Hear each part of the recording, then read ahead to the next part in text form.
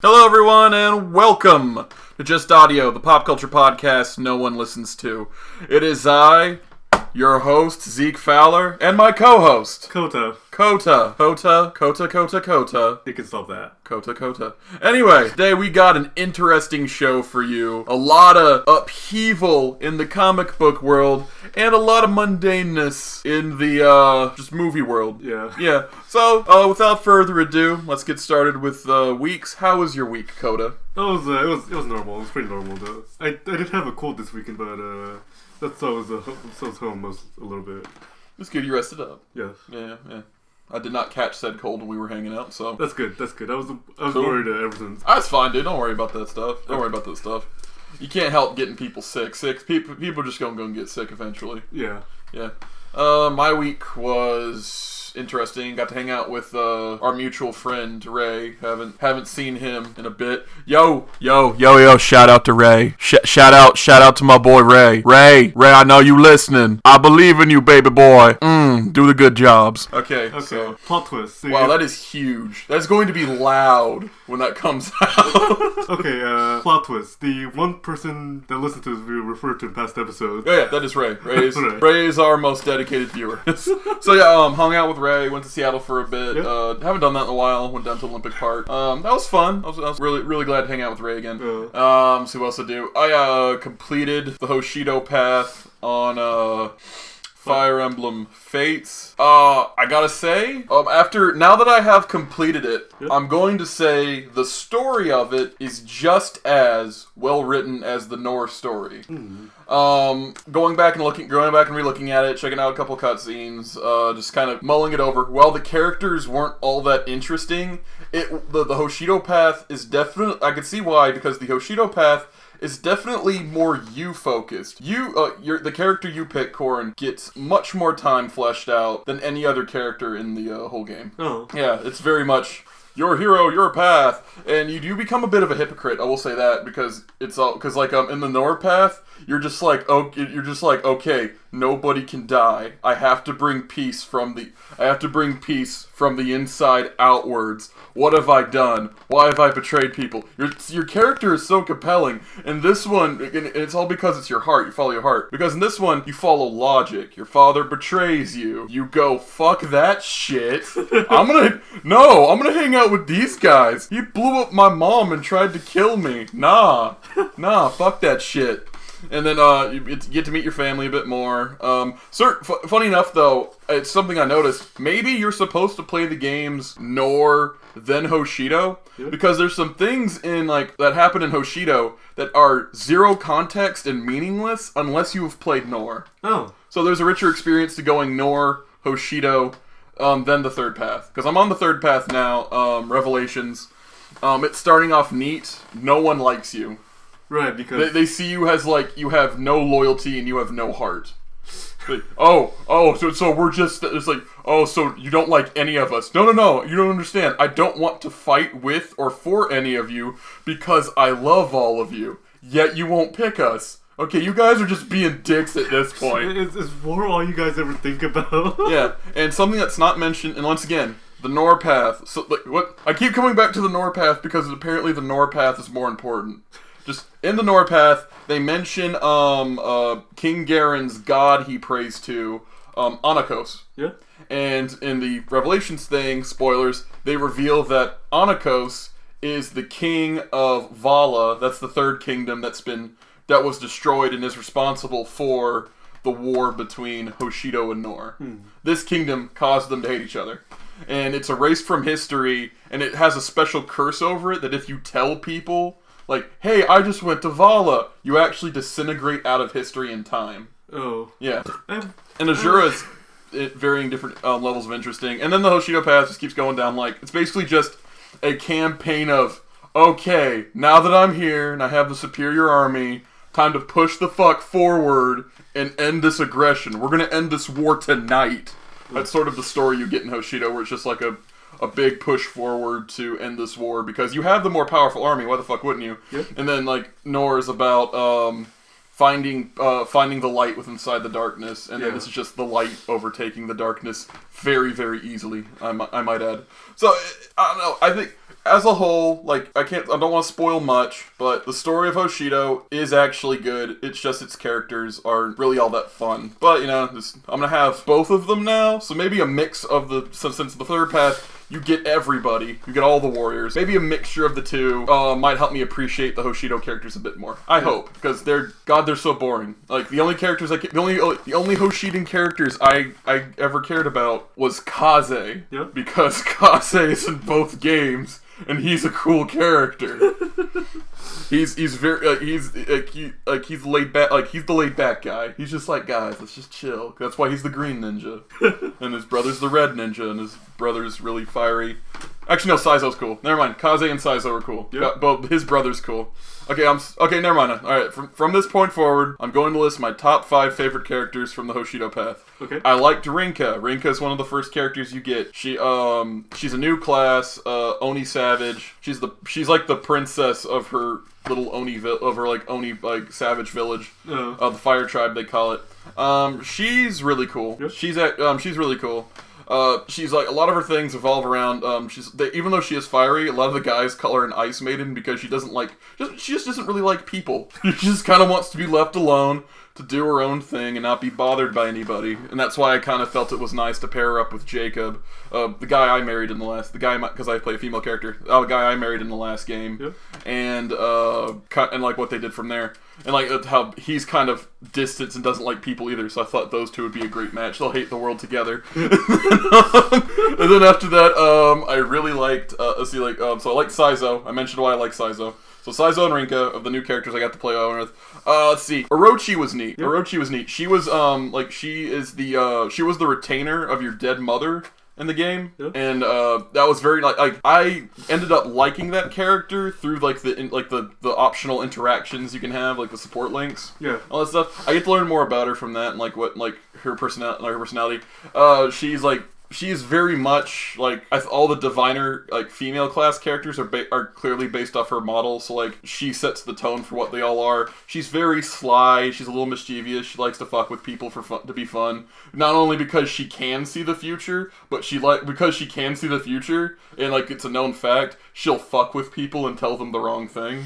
Oh. Not in a cute way. Not like if she looks into your future and sees you're about to die, she will warn you. Like she's not a monster, but because she can see the future and they know she can see the future, she'll say like things like, I don't know, you might be tomorrow. You're going to be broke.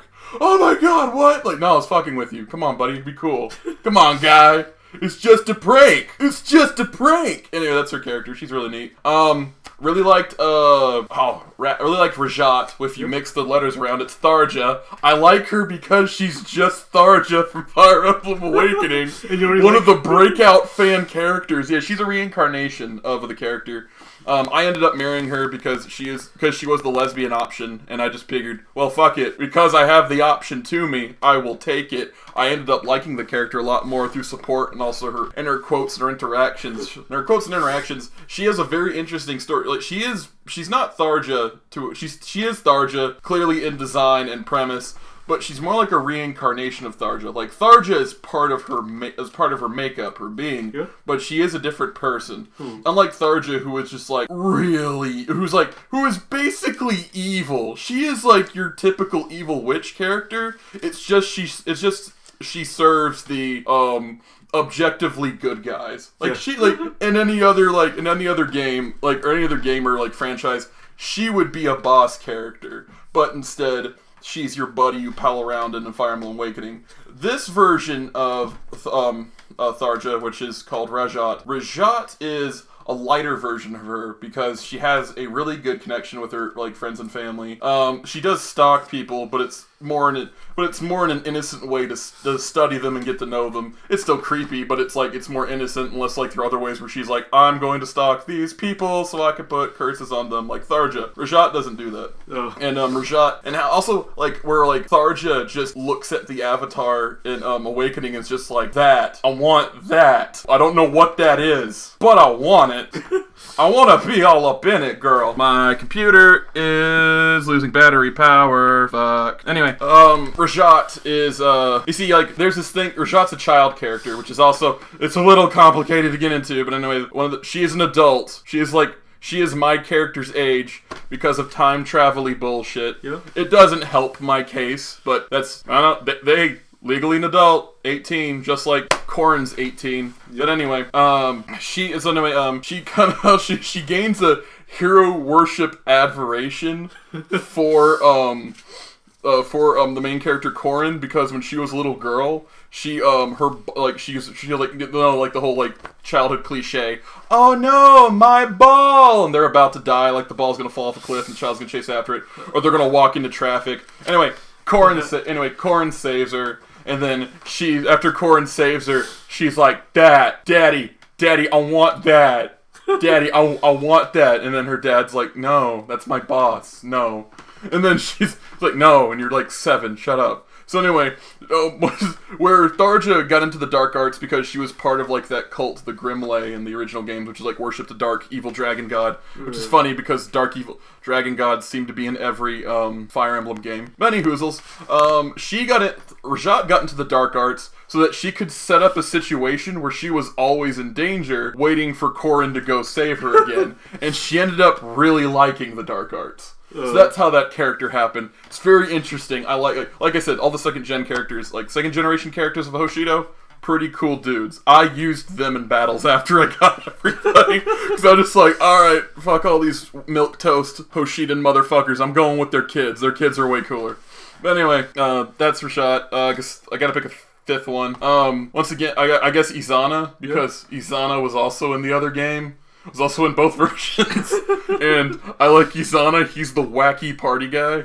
He's the wacky party guy, but he's also like the stereotypical like anime character, which is like that priest, like the effeminate priest, who's just but he's a dude doing it always, like that character. That kind of guy. They have long hair and helps a fan. And This is.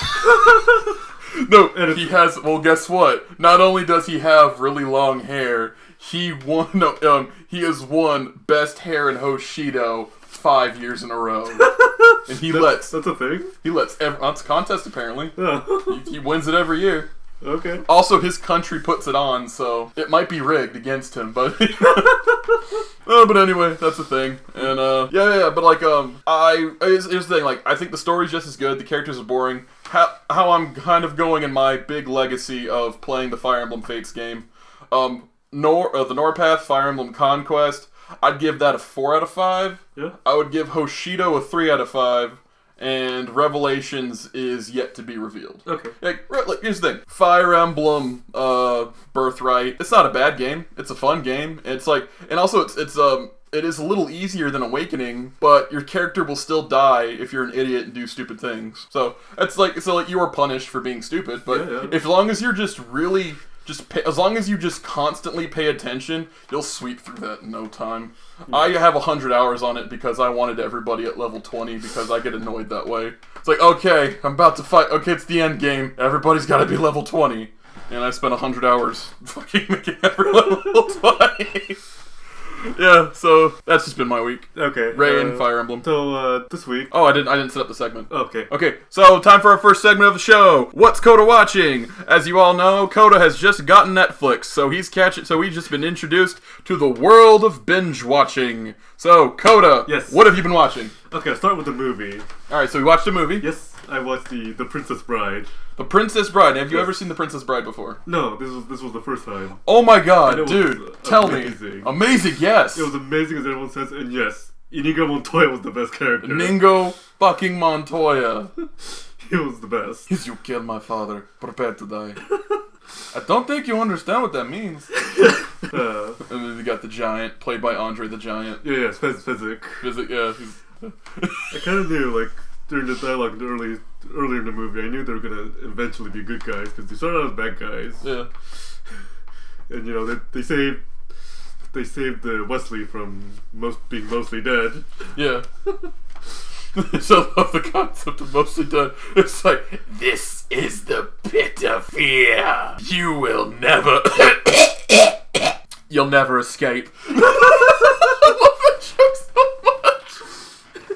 Oh my god, I just love it. It's like everybody but my dad loves that movie. It's just like, yeah, he thinks to his words, it's just girl shit. Yeah. I fucking love. I love The Princess Bride. My favorite line is, yes, you're very smart, shut up. That's a great one, too.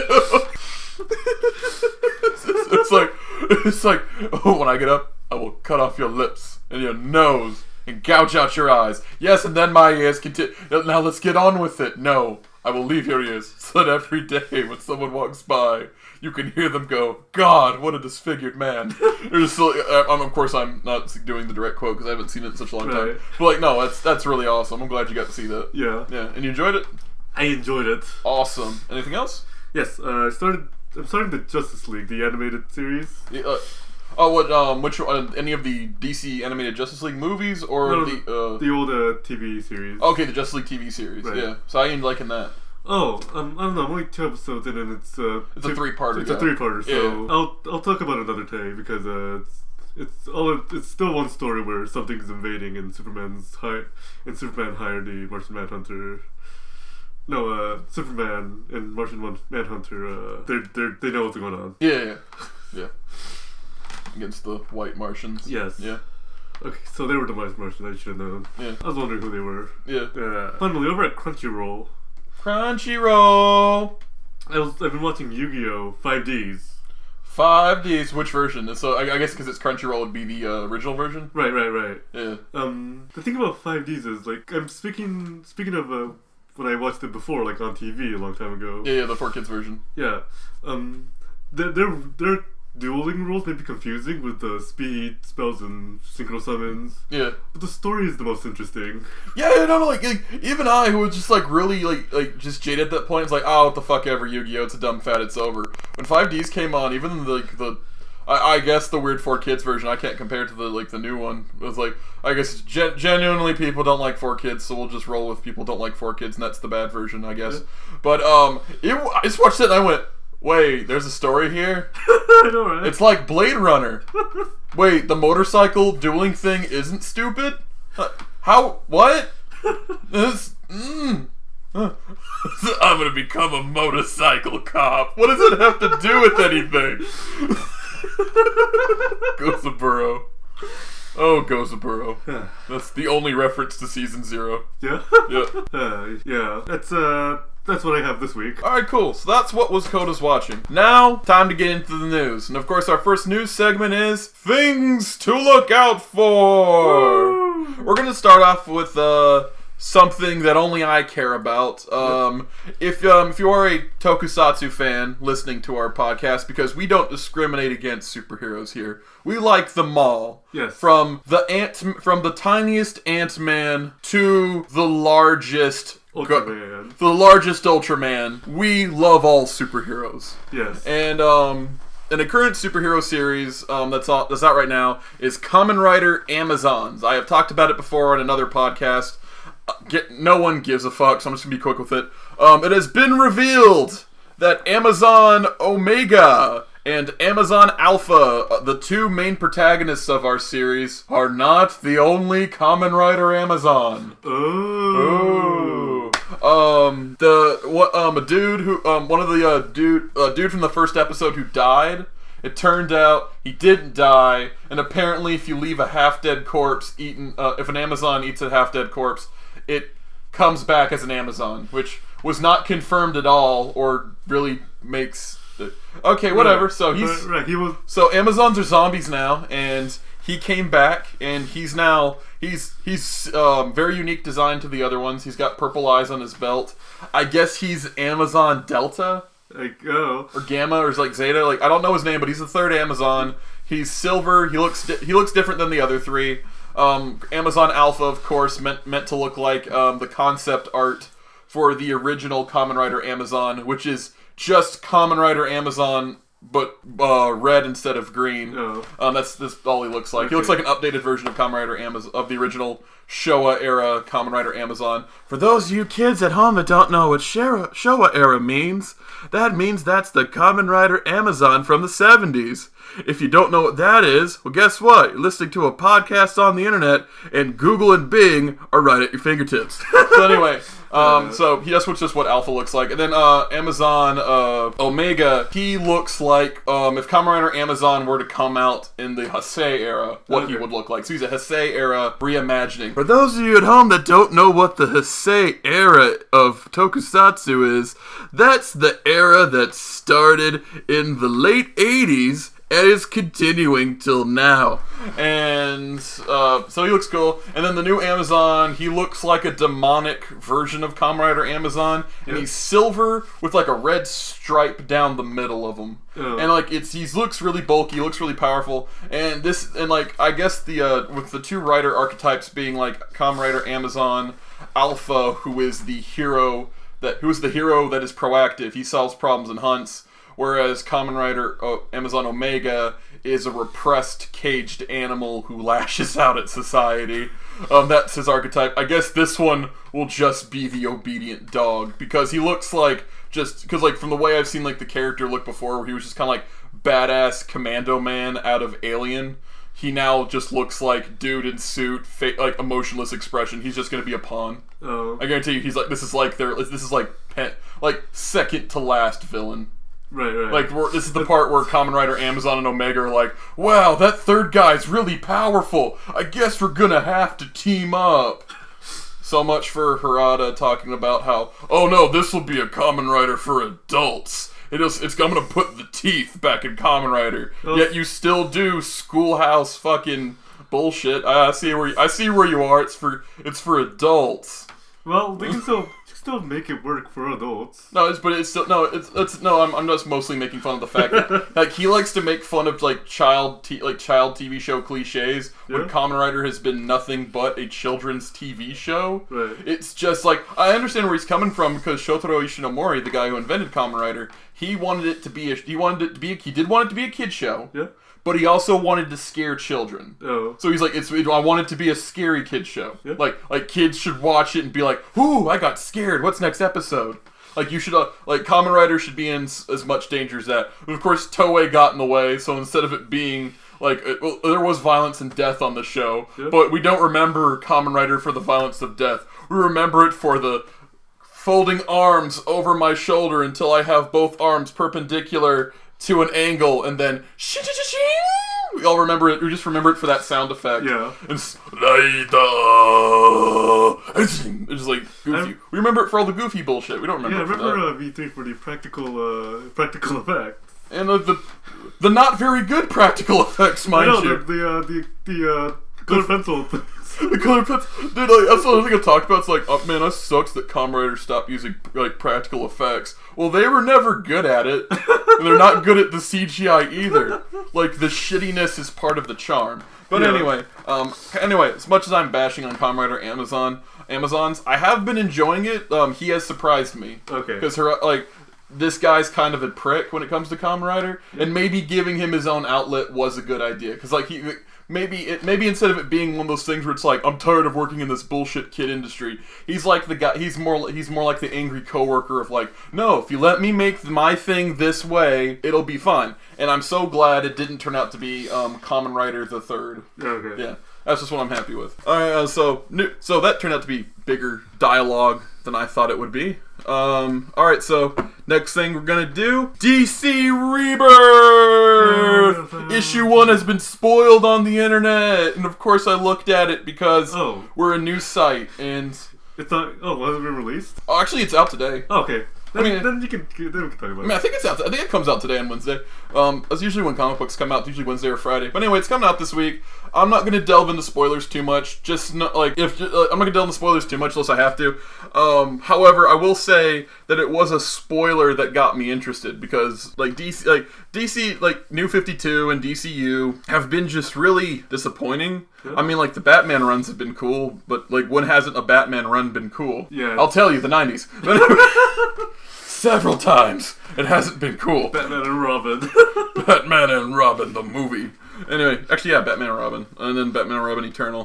But anyway, it's just like it's just been like not really grabbing my attention. Whereas like Marvel has just been like they've been cranking out some like neat ideas. They've actually been doing really cool. Yep. We're gonna talk about later how Marvel's about to shit the bed hard, and I'm about to switch over to DC Comics for a little while. Well, Marvel,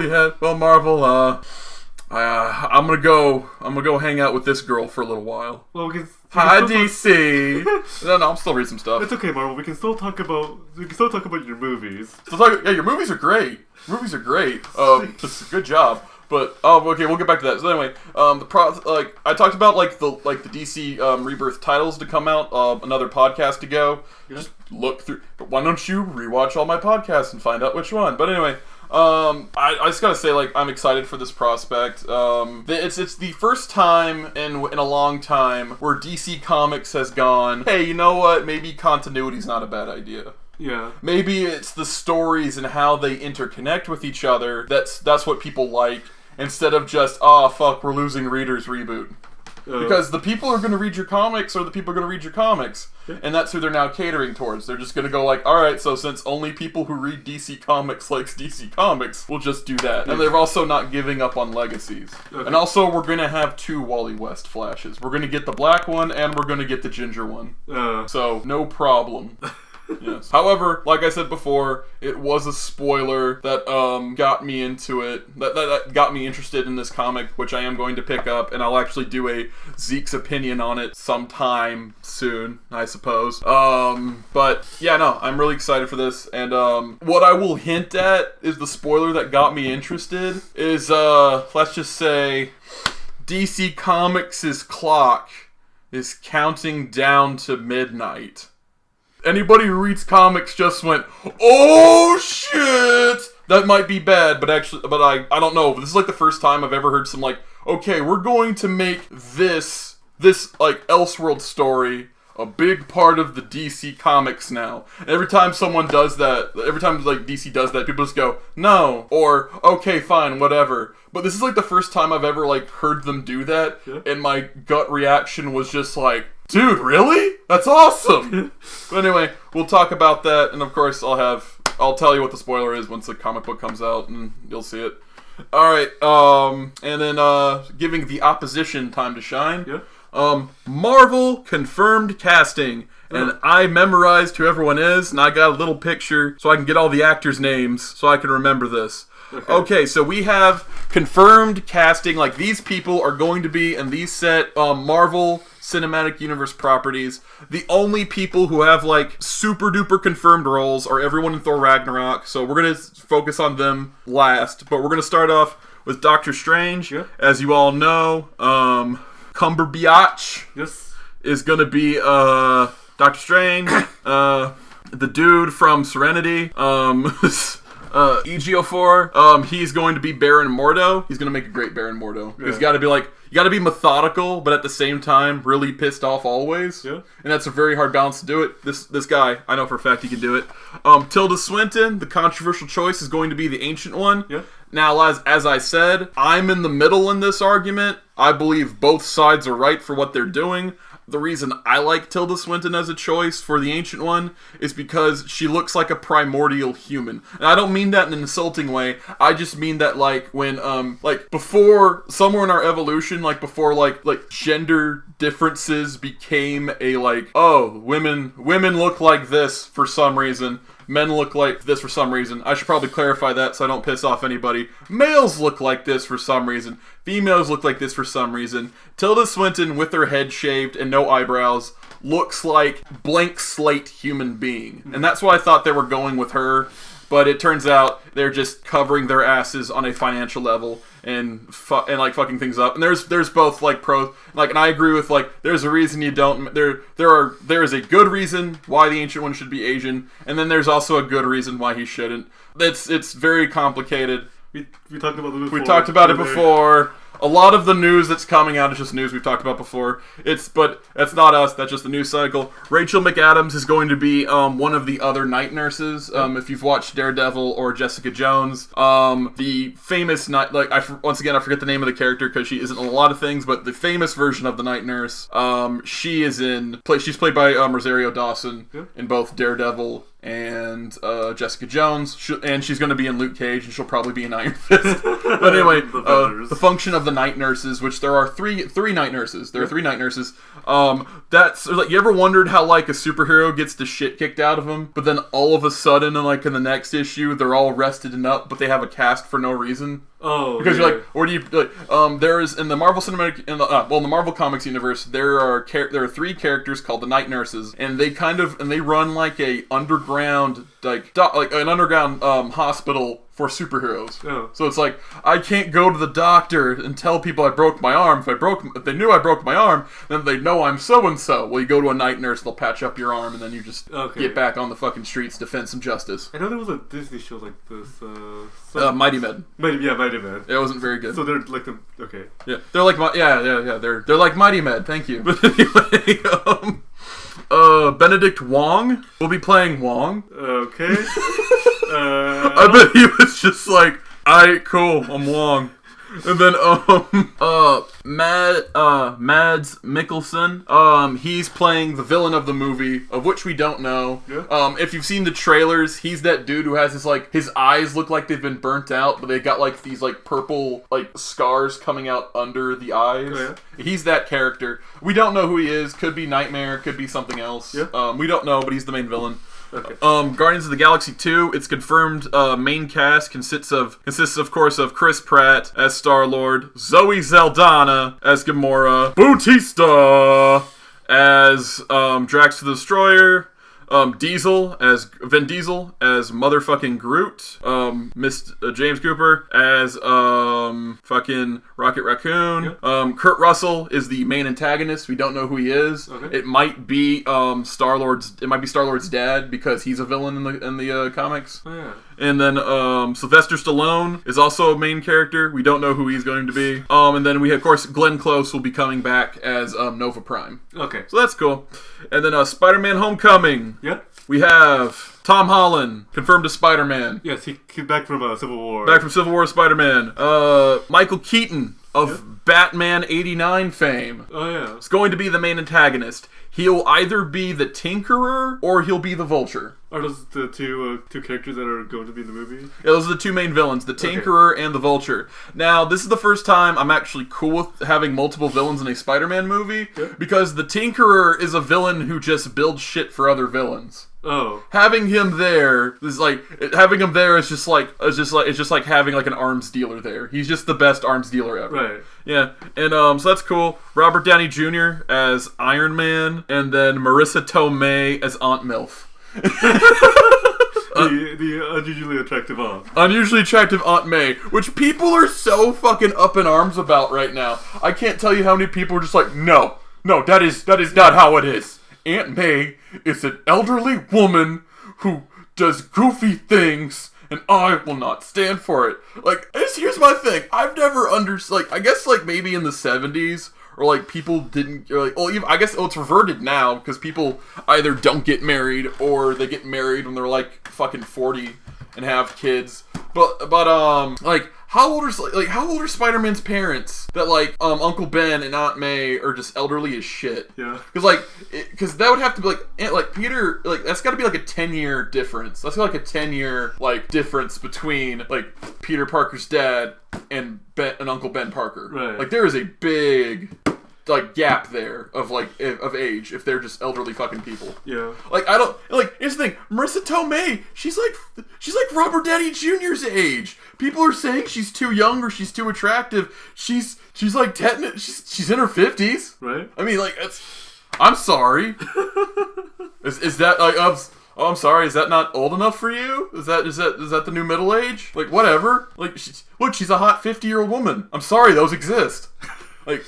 And also, why the fuck does Aunt May got... Like, and this thing, like Aunt May is so superfluous. Like I understand, like Aunt May is like a cultural touchstone. This is the dude who this is Peter Parker's caretaker, his surrogate mother, the only family he has. But really, in the comics, she only exists just to go, oh, that Spider-Man's a bad guy. Peter, what are you doing in your room? Like, she doesn't do shit. She is so superfluous. I don't care what she looks like. It's like, she's important to the mythos, but that's it. You know who else is important to the mythos? Gwen Stacy. And she's fucking dead. So anyway, Black Panther, we have... Now here's the thing, Black Panther, these three people are confirmed to be in the movie, but the only role we have is Chadwick Boseman's Black Panther. That's the only dude who's confirmed. Okay. We have we have her last name, Nyong'o. She was Maz Kanata in Star Wars, and I wish I knew her full name because she is such a good actress and she deserves it. And in fact, what I'm going to do is pause this. Lupita Nyong'o. I want to, ma'am, I know you don't listen to this podcast, nor will you ever get to listen to this podcast. I want your name to be actually spoken because you're a really good actress, and I was happy to see you as Maz Kanata, and I'm happy to see you're moving up in the world. Well, I guess you're moving up in the world, nerd film-wise, but I hope, and you know what? You're great in 12 Years a Slave too. Can't deny that. I mean, that's sort of a weird move. Actually, funny enough, the guy who's playing Baron Mordo was the main character in 12 Years a Slave. I guess that's just where you go. It's like, well, I just did one of the most compelling and emotionally filled movies. Guess I'll just go blow shit up in superhero films. I mean, I've done it. I've done it. You know, I've done the Oscar thing. Time to do the fun thing. And then movies, check comic book movies. So Lupita Nyong'o is going to be in the Black Panther movie, and so far the only thing known about her is that she's going to be Black Panther's love interest. Yeah. But also from since she is a badass lady, I think she might be one of the Nayaj, who are the all-female bodyguards of Black Panther. Yeah. We saw one of them in the Civil War movie where she walks up and she goes, "Move, or you will be moved." You will be moved. Like that was that's one of the Nayaj. Okay. Yeah. So it's too bad. I don't think Storm will ever be in the movie. Oh, dude, man, that's like, oh man, if they get the rights back and Storm's a thing, it's like I'd love for them just to be like. I would love for there to be like the X-Men are finally part of that universe. I would love for there to be a thing where it's just Black Panther looks at Storm just like, Dad, I want Dad. I just want Dad. No, Dad, bring me that. I am the king, damn it. Dad, give me that. I am the king. Anyway. And then, Michael B. Jordan. He's gonna be in this movie as one of the main villains. Claw, of course, is gonna be in it. It's played by Gollum. What the fuck's that dude's name? He's famous. Yeah, I'm sorry I sound like a dumbass audience, but I don't know. I don't pay attention. I'm the type of guy who enjoys things. I'm now getting into the field where I have to know shit, and I will get better at it. I am learning. So was Coda. Coda's learning. Coda, do you know Andy Serkis? There you go. Thanks, Coda. What? Coda told me it was Andy Serkis. Thanks. You're contributing. You're contributing, Coda. Well, I said just was in response to my name. There you go. Thank you for the Andy Serkis. Anyway, Andy Serkis is going to play Claw, and I suppose Michael B. Jordan is going to be is going to be the other villain. So I guess he's like an associate of Claw. There's so many villains he could be. Yeah. So far, people are talking about he's either going to be Killmonger or White Wolf. Oh. Yeah. I know he can't be Ubuntu the Man Ape because not only is Ubuntu the Man Ape. A racist caricature that can't exist in modern society, but he's not big enough. Okay. There's Terry Crews. That's Ubuntu. Like if you heaven forbid Ubuntu the Man Ape actually get into the Marvel MCU universe, but you need a big motherfucker like Terry Crews to be that guy. Yeah. He's a giant motherfucker. And for those who are going yes, while that is racist, racist sounding because it's a black guy with the word ape in his name. Yeah. There is the warring before Wakanda was became the techno advanced techno advanced best country in the world of Earth that it was. There were two warring tribes, the Black Panther tribe and the White Gorilla tribe, and Black Panther tribe won and got all Wakanda. Yeah, and the White Gorilla tribe, they don't like the technology. They fear that they should be closer to nature. That's why they and his whole thing was fuck it, give the vibranium away. Vibranium is poisoning Wakanda when vibranium is the only thing keeping Wakanda alive. Vibranium is the lifeblood of that motherfucker. Yeah. And since we all had, and as I said, for the Marvel Cinematic Universe movies, we're gonna go back to Thor Ragnarok. Not only is that the upcoming Marvel joint after Doctor Strange, it's gonna be out next year. Everyone is confirmed with roles. Okay. So we have Chris Hemsworth as Thor. No shit. We got Mr. Tom Hiddleston as Loki. Again. Mark Ruffalo as the Hulk, Anthony Hopkins as Odin, Kate Blanchett as Hela, ruler of Hell with one L, and since she is Kate Blanchett is an older actor, so I don't know if she will be Loki's daughter, but in the comics and Norse mythology, Hela is Loki's daughter. Okay. So we don't know if that's going to play into anything. Jeff Goldblum has been casted as the Grand Master. Oh. Since Benicio del Toro's brother. Yeah. So Jeff Goldblum is Benicio del Toro's brother.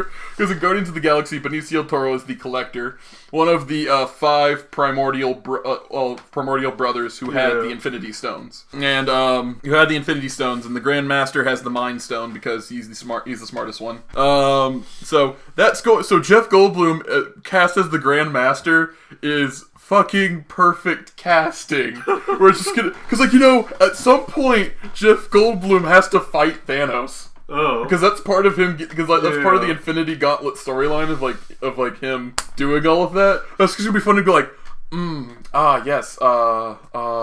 Thanos, yes. How would you like to play a game with me, and we will see who can claim the Mind Gem. So that's going to be fun.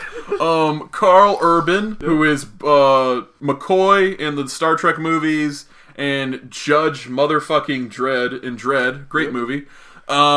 He is going to be Scourge the Executioner. Oh. So that's the dude with the giant axe, who Thor fights a lot. Okay. Yeah, so he's an Asgardian.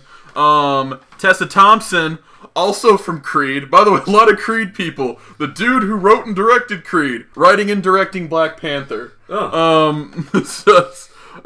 Tessa Thompson was in Creed. Now in Thor Ragnarok as Valkyrie. Okay. Yeah, so I guess if Natalie Portman doesn't want to be in those movies, Chris Hemsworth's about to get Chris Hemsworth and Tessa Thompson. That's a cute couple. I like that. And also, of course, going back to Black Panther, Michael B. Jordan was Adonis Creed in Creed. He's in it. Sylvester Stallone, of course, was Rocky in Creed. So he's in Guardians of the Galaxy. They just really like that movie. But anyway. And of course, Idris Elba is going to be Heimdall in Thor Ragnarok, and that's all the big stars that are going to be in those movies. Okay. Coda, how do you feel about that? This feels good. This project, this Marvel Cinematic Universe project is only getting bigger. It's only getting bigger, and it's only getting better. Yes. Yeah. I just love Jeff Goldblum as the Grandmaster. That's great. The only thing that would have been better is Jeff Goldblum was Mephisto. Yeah? That would have been funny. Where he's like, "Hey, Spider-Man, how would you like me to get rid of that marriage?" to save your aunt. To save your aunt. Aunt. That there's ants like Ant-Man. Synonym. That's a fucking movie. But anyway. That's all the news that I want you to look out for. Now for the other part of the news. It's time for things to reconsider. Oh. Well, one thing we should probably open with, Michael B. Jordan is in Black Panther. Like, it's confirmed. Yes. He's there. And Fox has announced that there's going to be Fan 4 Stick 2.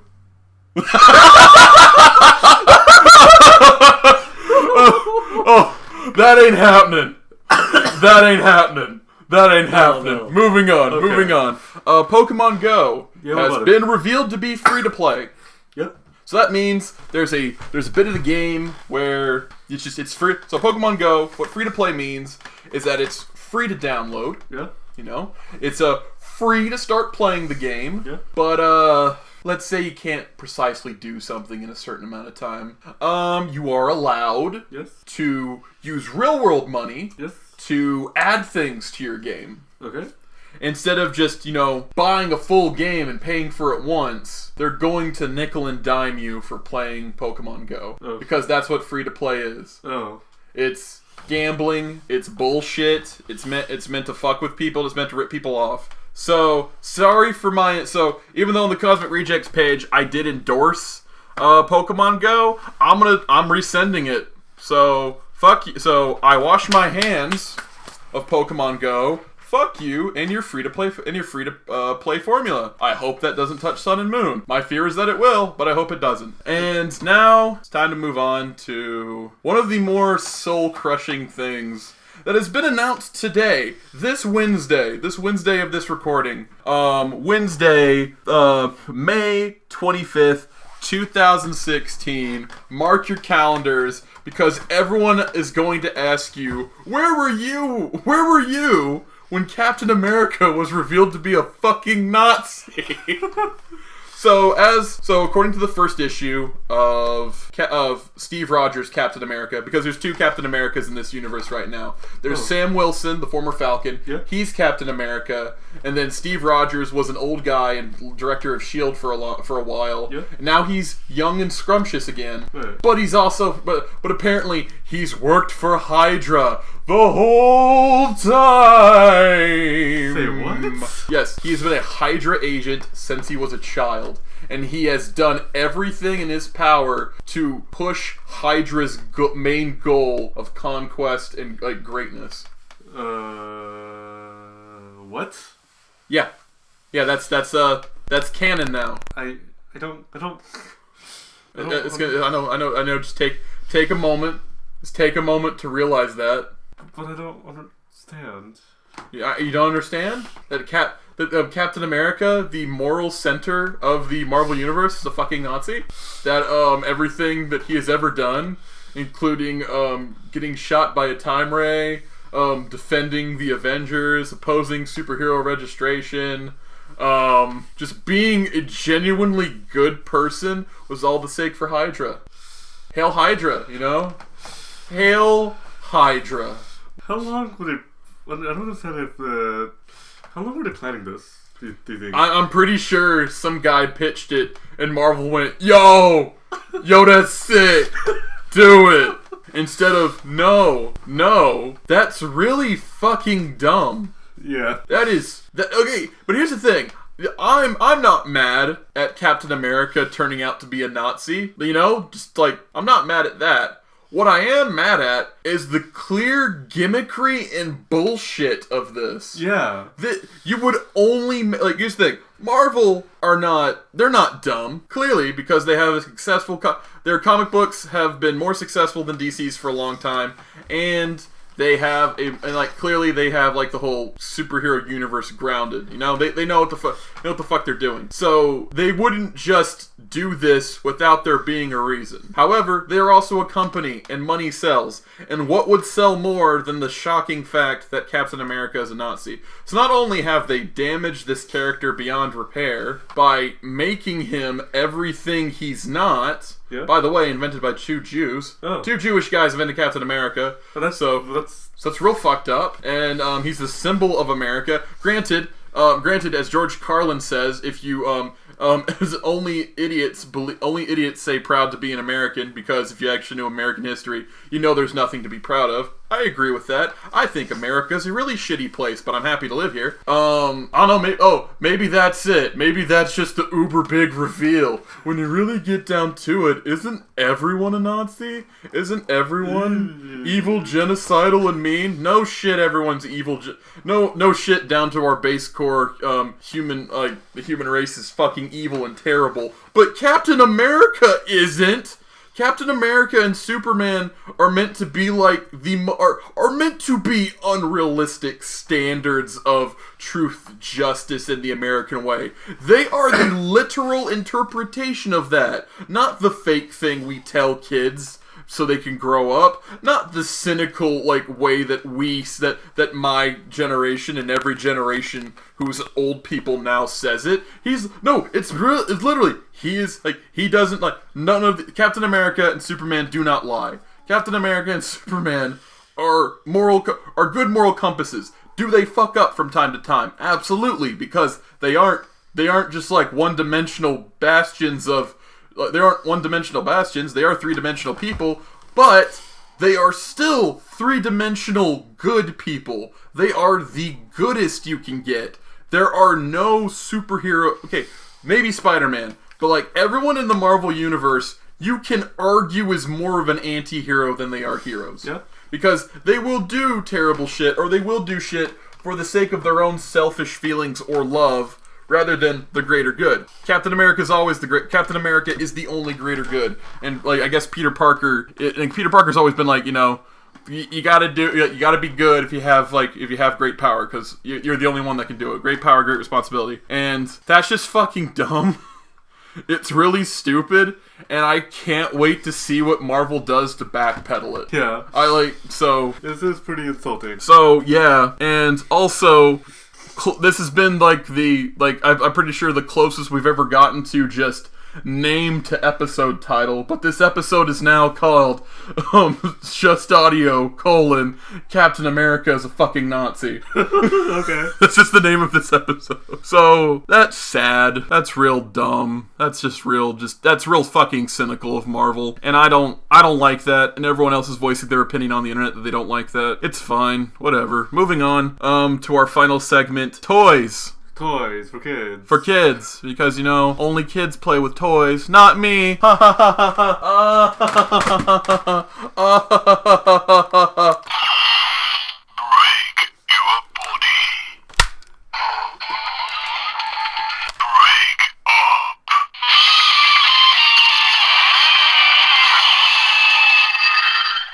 Now to see if Toei will sue me. Anyway, so I play with toys. I like toys. And this segment is about toys that I'm excited for or other shit nerds might want.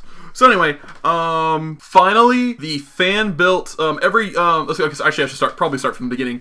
Every year or so, Transformers has a vote of which of these three toys would you like us to spend money to make? Because sometimes it may come down to, look, man, we can only make one for the line, so we'll have the fans pick which one they want. And then it also there's also things like, they had the first fan-built Transformers character, and she turned out to be the character Windblade.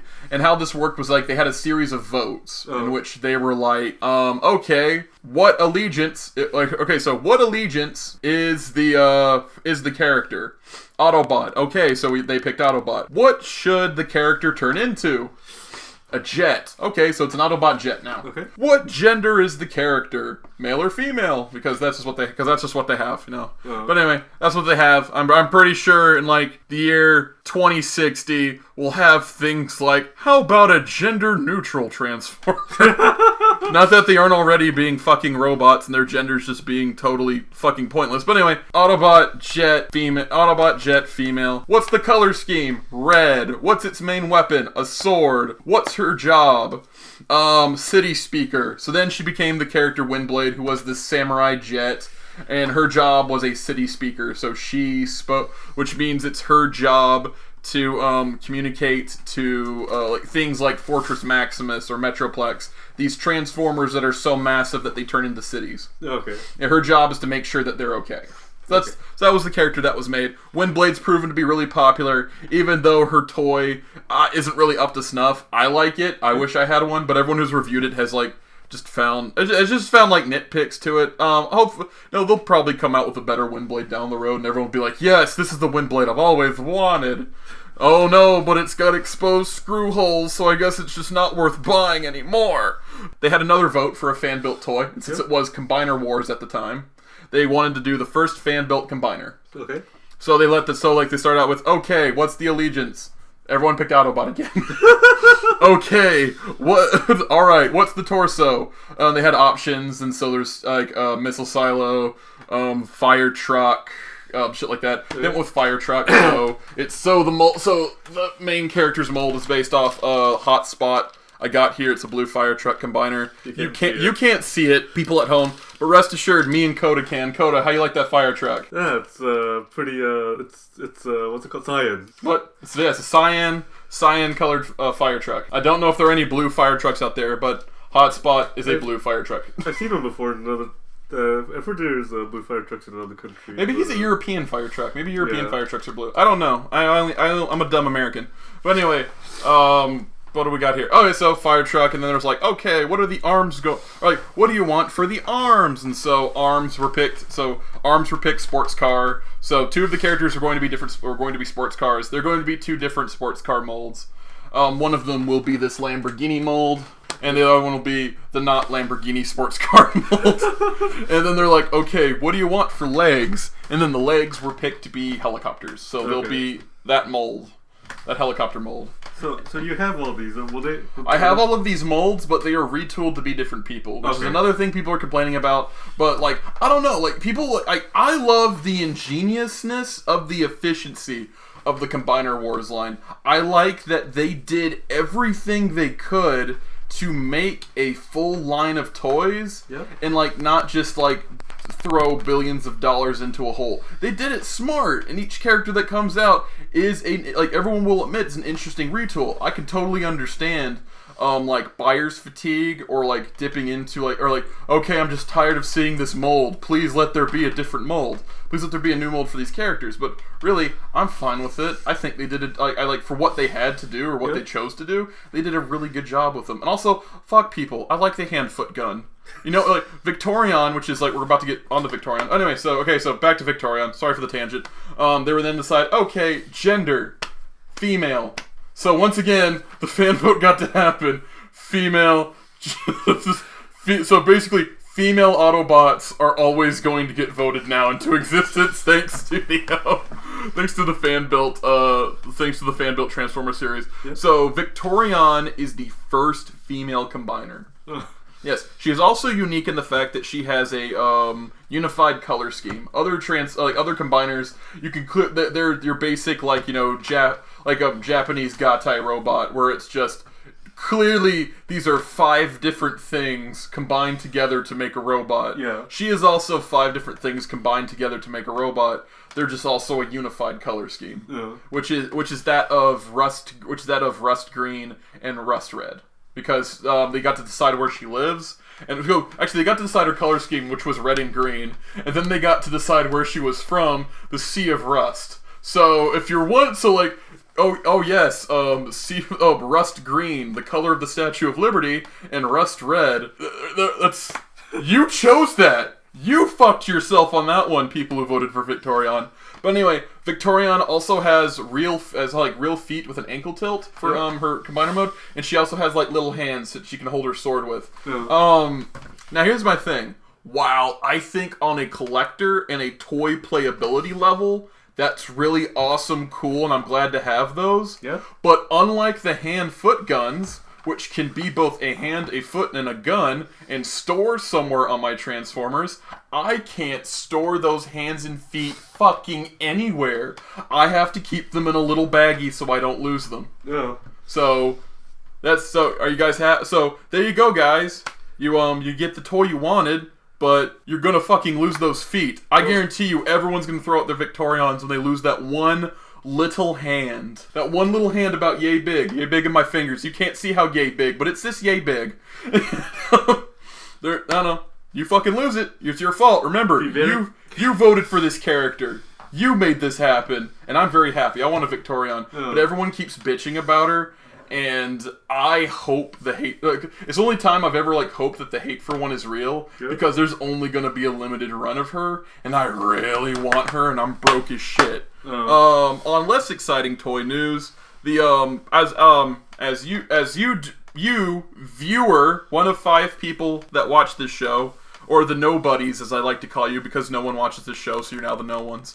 So anyway, as the no ones that watch this show may not know, and as Coda may not know, Power Rangers ever since, I'd say 2013, have been releasing a toy line called the Legacy Toy Line, in which they release, Mighty Morphin Power Ranger toys, and they're going to move forward into other stuff eventually. Oh. But they are toys meant for adults. If you ever want, they are show prop, accurate, Power Ranger accessories and toys, but they're also toys. You can play with these however much you like. They also look like they also look like a prop on the TV show. In fact, they're so convincing a prop that in the Japanese version of the show, Super Sentai, when they had Tyranno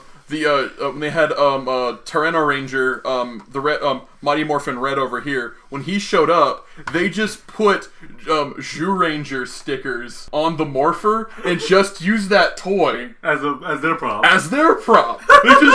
It's so good a prop. It's so convincing as a toy and convincing as a prop. They just used it in the movie.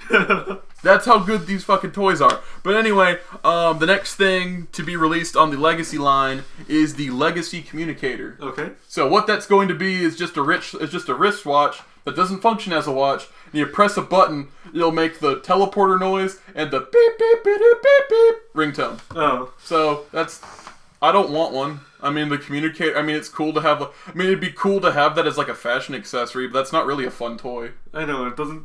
You said it wasn't a watch, so it doesn't tell time. It doesn't tell time. It just looks like a. It just looks like a watch. Yeah, it's.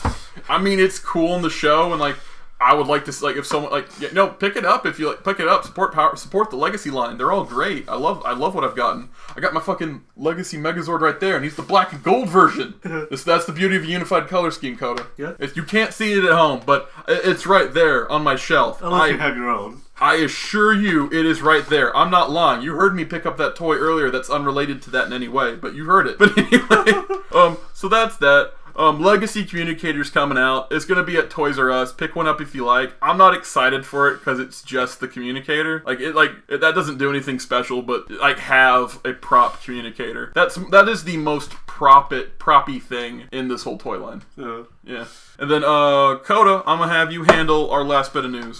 Okay, in Mario Maker, be on the lookout for new costumes once again. This time, we got some weird ones. We got Hello Kitty and My Melody, 2 Sanrio franchises. Okay, people may not know who Sanrio is, and people may not know what My Melody is, but people know who Hello Kitty is. So what is Sanrio? Sanrio's the people that created Hello Kitty, among other characters. Okay. Anything else about Sanrio? What do they do? What do they do? They do a lot of. They make a lot of toys accessories with their characters' faces on them. Okay. My Melody is another example of Sanrio's characters. She's the or he I don't remember. It's the one with the rabbit with the pink hood. So it's a rabbit with a pink hood. Yes. So it's a rabbit Hello Kitty. Fine. Fine.